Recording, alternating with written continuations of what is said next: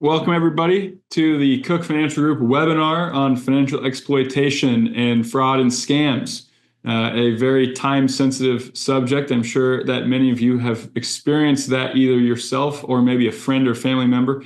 It seems like every day you get a text telling you to pay a toll or an email telling you to reset your Amazon password or whatever it may be. And it's just nonstop. And so we wanted to do a little bit of research and find out some good ways and methods to protect yourself and our clients from this kind of fraud.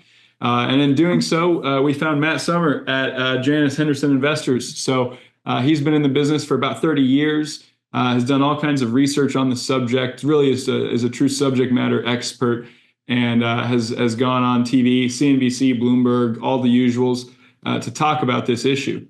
So we really thought that his knowledge and presentation was right for the Cooke Financial Group audience. So throughout the webinar, please leave any questions you may have in the chat, and we will answer them as it makes sense to do so. If you've got any personal stories you'd like to share of scams that you saw and how you got around it, feel free to add those as well. So with that, Matt, why don't you take over from me? Okay. Well, thank you very much for having me, first and foremost. And thank you, everyone, for taking a few minutes today. What we're hoping to do over the next 20, 25 minutes or so is take you through a very brief presentation, but very important, dealing with the topic of financial exploitation. And hopefully by now, everyone could see the slide up on their screen. One of the things that you'll notice is the Wayne State University Institute of Gerontology logo. So one of the first questions I often get is, well, where exactly is Wayne State? That's Wayne State, it's Wayne County in Michigan that encompasses Detroit. And they just have a terrific Institute of Gerontology and have just been doing some wonderful things over the years. I had the opportunity to meet with their founder and director, Dr. Peter Lichtenberg, where I began to learn more about this topic and thought that there would be just a terrific opportunity to partner, sharing a lot of their research and a lot of their intellectual capital and bringing this to investors and financial advisors. So a little bit of a agenda, if I may. We're going to start off talking about some case studies. We're going to put a definition around what we mean by financial exploitation. I'll talk a little bit about some of the common scams that we're seeing in the marketplace. And then most importantly, I just want to leave everyone with just a few actionable things that they can take away so that they can incorporate into their money matters, things to ask yourself, things to ask of others, places to go, resources, tools, and the like. Right. And in context there, you can also always direct your questions to the Cooke Financial Group and your respective financial advisors and assistants. We'd always love to help. We've seen it all. So let's start with some case studies. And when we think about this topic, perhaps something along these lines comes to mind. This is Brooke Astor. And if you've ever spent time in New York City, you see the Astor name in lots of places. She was a New York City philanthropist and socialite. Sadly, she was diagnosed with Alzheimer's towards the latter part of her life. However, as the story goes, her son stole millions of dollars from her by having her sign blank withdrawal slips, which he subsequently completed and took to the bank. He was prosecuted and convicted of financial fraud, sentenced to jail in large part due to the testimony of his own son, which of course was Brooke Astor's grandchild. But one of the key things that we want to make sure that everyone walks away from with today's comments is that any of us could be subject to some of the scams and some of the frauds that are out there. So this particular case study deals with Cindy Crawford. And to make a long story short, her and her husband had in their employ a nanny. The nanny took care of the children. One day, while Cindy and her husband were away, the nanny had her boyfriend come over to the house, and the boyfriend decided that wouldn't it be great to play cops and robbers with the children? So he subsequently tied up the children and took a picture using his phone. And even though it was a game, he nonetheless sent the picture to Cindy Crawford saying that this is a kidnapping. And if you would like us to release your children unharmed, you need to send us $100,000. Well, he was a German national, so he fled the country. But thanks in part to law enforcement, he was extradited back to the United States, tried and convicted of financial exploitation. So anyone could fall victim to any of these scams really at any time. So what do we mean by financial exploitation? Because one of the questions that I often get is, well, isn't this cybersecurity? Not exactly. There are really three agreed upon definitions of financial exploitation. One is simply the misuse of an older or vulnerable person's money. Another definition is to promise someone goods or services or financial benefits that in reality just simply don't exist. Or how about taking advantage of positions of authority? So people who are named as executors or people who are named as trustees or people who have power of attorney for someone else and taking advantage of that authority to their own benefit. So often, financial exploitation could be done through the use of the internet. So there is a cybersecurity element, but not necessarily. What proportion overall would you say most people will experience it come through a phone or an email or a digital conversation as opposed to some kind of a real life fraud attempt? Well, sadly, the majority of time, the perpetrator is someone we know. Wow. And someone we may know and trust. So 62% of the time, it's family, it's friends, it's caretakers, and it's professional service providers. So these are people that we let into our lives. Yes, there's always an element of a stranger hiding somewhere out in cyberspace. But when it comes to financial exploitation, more often than not, and this is what makes this topic really sad, is that it's someone that we know and someone that we trust. So this has become such a problem that the FBI comes out with an annual report and keeps statistics. And we're going to focus our attention today primarily with individuals who are age 60 and older. So according to the most recent report that came out in 2023, about 100,000 victims, about $3.5 billion in total losses, up 11% from 2022. Average dollar loss per victim is about $33,000. And among those who lost more than $100,000, close to 6,000. It's a lot of people. It's a tremendous amount of people. And although we said that we're going to focus on people who are 60 and over for purposes of today's discussion, you could see that quite a number of people, even under age 20, are susceptible to the fraudsters that are out there. Going back the last 5 years, and again, focusing on people that are 60 and over, we maybe have reached somewhat of a plateau in terms of the number of victims who come forward and report these crimes to the FBI. So maybe just a little bit of good news there. But the really bad news, if you look at the right side of the slide, is that the losses are increasing, and they're increasing quite exponentially. And so you may be wondering, well, if the number of victims seems to be leveling off, what is it exactly that's happening so that the losses are increasing so much year over year?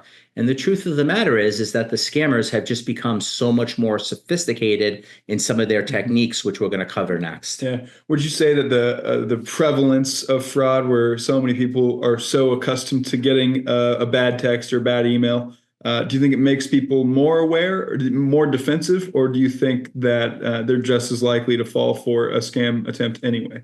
I think there's a little bit of good news in that more and more people are becoming aware of this topic, and they're being careful. They're being careful when they receive phone calls out of the blue. They're being careful when they receive emails out of the blue.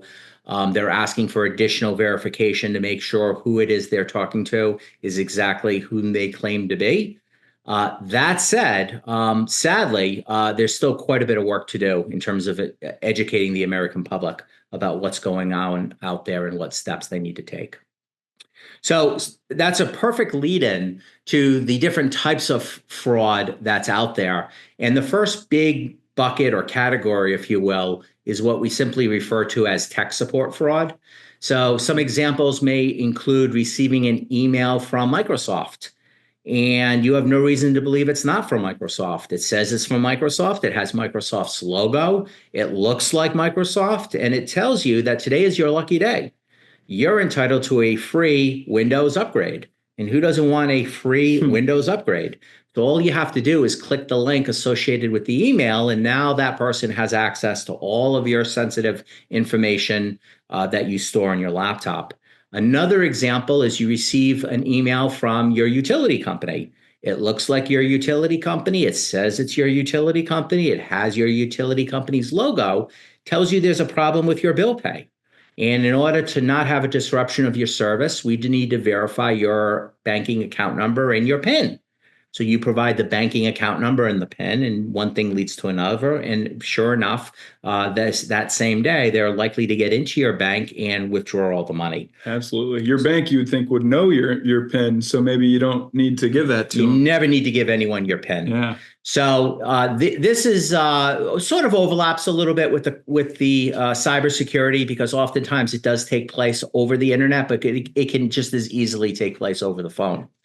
Investment scams are nothing new. These have been around for years. There's been an uptick in the last couple of years. We think one of the reasons why, maybe in a low yield environment, people are just seeking dividends. They're seeking better interest. They want more return for their money when it was probably very difficult to get that in 2020 and 2021 in a low interest rate environment. Look, who doesn't want more income? But we all know that 15% guarantee doesn't exist. If 15% guarantee existed, it would make life a whole lot easier. Yeah, we'd be making some calls if we find any guaranteed 15s. Another common type of fraud is what we call the sweepstakes scam. And what happens here is you receive a telephone call or an email. Today is your lucky day. You won the sweepstakes. But in order to release your prize, the IRS requires you to prepay the taxes on your winnings. So you send us your taxes, we'll submit that to the IRS, and then we'll release your prize. And so people go ahead and they submit money, thinking that they're going to get back even more money. What ends up happening is that scammer will call back and say, thank you for submitting your taxes. Now, in order to release your prize, you need to submit a small administrative fee. So the person goes in, they submit an administration fee, thinking that they're going to get this big bucket of money. And then the scammer calls back a third time and says, thank you for submitting the administration fee. In order to release your prize, there's just one more thing. And it just goes on and on and on. I'm pretty bought in at that point. I think I better keep paying or else I'm not going to get my money. At that point, there's so much sunk cost that emotionally, it's hard to kind of cut your losses and walk away. So you want to see it through, hoping that you're going to have a beneficial result. But more often than not, there isn't one. Another scam that we see quite often is something that we call the romance scam. So more and more seniors are meeting their matches online. And quite frankly, if it wasn't for online, a lot of people may not ever meet. So online is wonderful for relationships, but sometimes the person that we're talking to is not necessarily who they claim to be.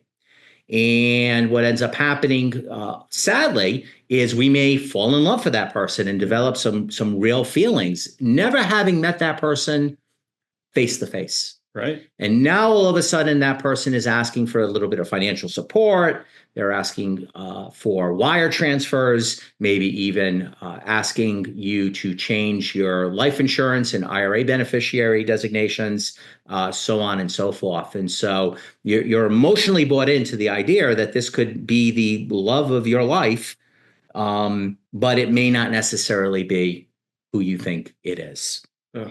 Sad. That's a double letdown, isn't it? It is. Another type of scam that's out there is something called the grandparent scam. We're not going to play the video. We have it posted on the Janus Henderson site if people are interested. But this is a gentleman. He's a corporate attorney based in the Philadelphia area. He almost fell victim. He didn't. This was congressional testimony just a couple of years ago. And to make a long story short, what's happening is that the fraudsters are going on TikTok, they're going on Facebook, they're going on Instagram. They're using AI to capture a voice digital print of young people, and then they're using AI to impersonate the young person, calling the grandparent, or in this case, the parent. I've been in a terrible car accident. People are hurt. I'm in jail. I have an attorney. Can you please call this number and get me out of jail?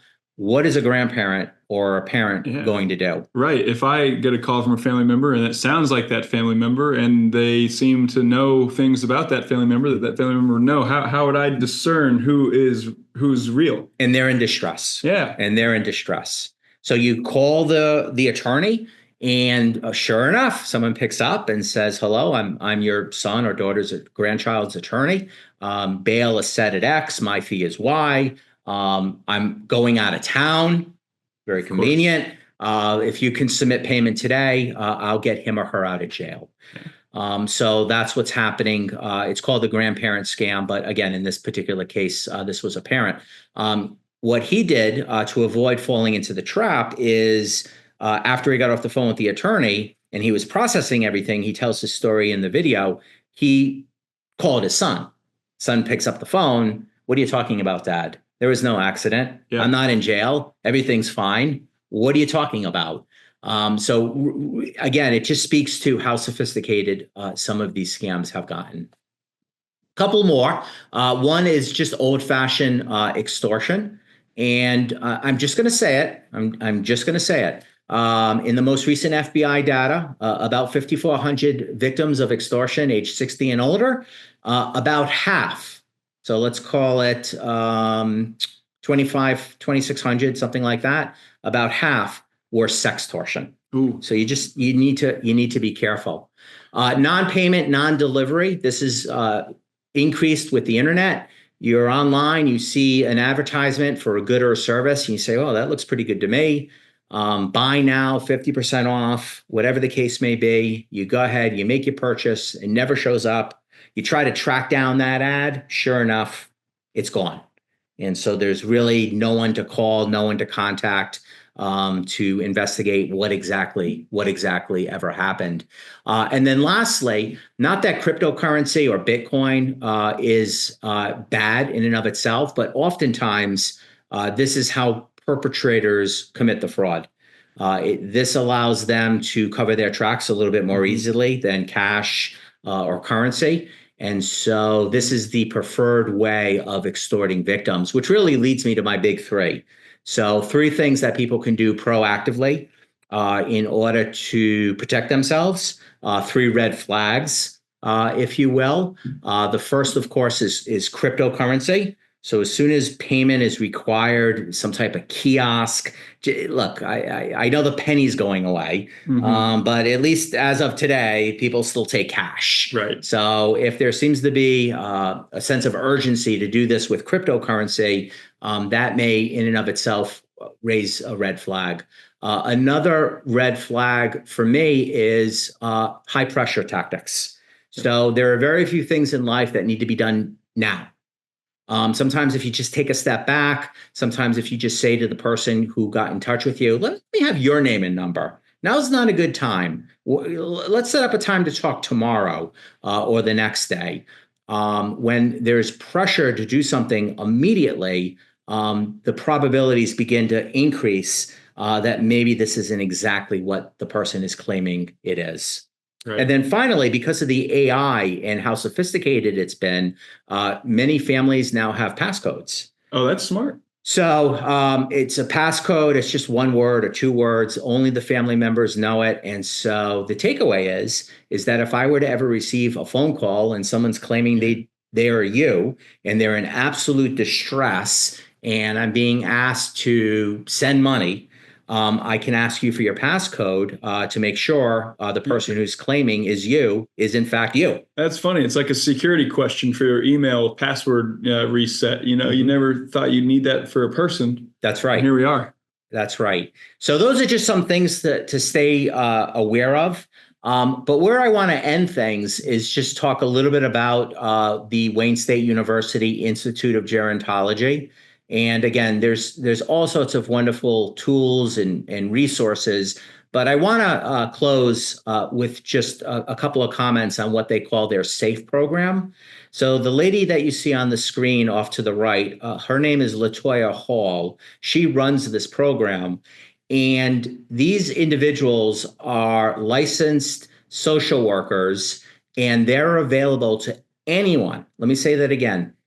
Anyone who feels that they may need a little bit of assistance at no cost. You might say, well, gee, at no cost, how is this all paid for? It's paid for entirely by grants. Well, it's nice. I was going to say it sounds too good to be true, and that's one of the signs of a scam. This is not a scam, though. This is not a scam. And so a couple of use cases. The first thing that you would do if you're interested is you would send Latoya an email. There's her email address, lhall@wayne.edu. Hey, I'd love to put some time on your calendar. I got some things going on. She'll come back. She'll confirm a time. And then you can call her, and you can have other family members or financial advisors or other trusted individuals on the phone with you at the same time. If you want, you don't have to. But if something just doesn't feel right, if something just doesn't seem right, if you just want, and they've seen it all. Oh, and so they might be able to provide some insights in terms of next steps. And should the worst happen, and should someone fall victim, you need to begin to put the pieces back together. And people are embarrassed, people are upset, people are frustrated, people are angry. Perfectly understandable, but you still have to put the pieces of your life back together. And what the SAFE program will do is they will help you file the police report. They will help you deal with the credit agencies. They will help you deal with the credit card companies. They're really terrific. Absolutely. It sounds excellent to have somebody who really knows the ropes. They know the ropes. And so if you're sort of contemplating something, or if there's something going on within your family, and is there someone we can reach out to and kind of walk through this and kind of get a third party perspective? That's one use case. Another use case, again, if the worst should happen, let's begin to put the pieces back together. Latoya and her team are just terrific resources. Excellent to know. And as you all know out there, your Cooke Financial Group advisors and team are your general practitioner doctor. If you take a financial wound, come talk to us first. And if we need to, get the specialist involved, we can absolutely do that. And we'll try to make sure we do our best for you. So that's what we had today. All right. Let's check and see if we've got any questions in the chat. And if we don't, for those of you who have yet to ask one, feel free to enter those now. Okay, we have one question here so far. Is it better to use a credit card or a debit card for online purchases? Generally speaking, as a rule of thumb, it's probably better to use a credit card. Credit cards have provisions built into them, some more than others, which protect the cardholder in the event of defective purchases or some type of fraud, more so than debit cards. Once the money's accessed from your bank account, it's probably gone. That makes sense. Yeah, the credit card, you've got one entity in between you and the end recipient, so that's a layer of protection. That makes sense. Any other questions in the chat? I've got one. In the meantime, while we wait, if you receive an email that looks like it's from Microsoft, how would you go about deciding whether or not it is from Microsoft? And then how would you get in contact with Microsoft? What I would do is I would send the email back to sender. And I would say, is there someone there that I can talk to? Please provide me a name and number, and I'll give you a call. Typically, the way that these frauds are perpetrated via email is they get you to click a link. Okay. And then once you click the link, then they're able to attach what's on your laptop. So you're going to see the email. You're going to open the email. You may be suspicious. Is there someone there that I can talk to? And a lot of times, if you just look at the email address, if it has a real funky email address, symbols and just nonsensical letters and numbers, that's often a clue. But I would suspect more often than not, it'll have a clean email address. It might even have the name of a person at micro.com or something like that. So it might look like a Microsoft employee. No. I don't want to do this. I'm not going to click anything. I need a name and a number, and I need to set up a time where you can walk me through exactly what it is that you're asking me to do. Excellent. What would you say is the best ID theft protection agency to buy into? Great question, and I don't really have a good answer. Okay. Identity theft policies are out there. It's a form of insurance, like any type of insurance. You buy it to protect yourself, but you also buy it with the hope that you never have to use it. I am not expert on all the different types of policies that are out there, all the different features and benefits. Sure. I'm afraid I just don't have a good answer for that. So not maybe a perfect idea, but what I do personally is I realize I don't take out new credit lines very often. So I have all of my credit reports locked. Would you say that's a pretty good first line of defense? It's a great line of defense, and you're entitled to review your credit for free on an annual basis. So as a habit, we develop habits. We contribute to retirement accounts. We check IRA beneficiaries. We do different things out of habit. Another great habit is getting a hold of your credit report on an annual basis. Again, it's free. You're able to do it once every 12 months, and just keep an eye on things proactively. Excellent. Great advice. Anybody else out there with any questions on fraud? All right. I don't see any. If we see one pop up, we will still answer it. But in the meantime, thank you very much, Matt. I think we've had a pretty good discussion here. I hope everybody watching from home has gotten something valuable out of this. And if nothing else, you now know just to stay on your toes and not be too concerned about responding today, right? If it's a high pressure, you must do this now, that should throw up a red flag, and we should take a pause and double check, right? Take a pause, double check, call a trusted friend, relative, or advisor, talk it through with them. Usually if you do that, you're able to kind of weed these things out before they rear their heads. All right. Excellent stuff. And in the event that you need extra help, you can always reach out here to us at Cooke Financial Group. And I hope everybody has a great rest of your day, and I hope this has been valuable.